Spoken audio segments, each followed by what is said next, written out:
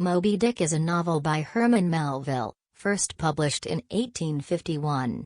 The story is a sailor narrative which is a first-person account of a sailor experiences on a whaling ship, the Pequod, which is captained by Ahab, an obsessive, monomaniacal figure who seeks revenge on a giant white sperm whale.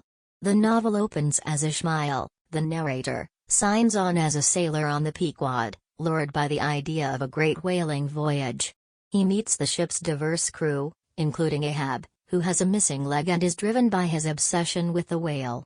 As the voyage progresses, Ahab's behavior becomes increasingly erratic and tyrannical, and the sailors begin to fear for their lives. The sailors come across different challenges, such as storms, mutiny attempts and clashes with other ships.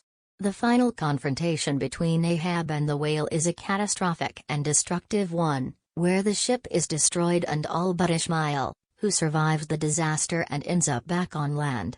Throughout the novel, Melville uses various themes, motifs, and symbols to explore deep and complex ideas, such as the nature of obsession and revenge, the destructive power of unchecked ambition, and the relationship between humanity and nature.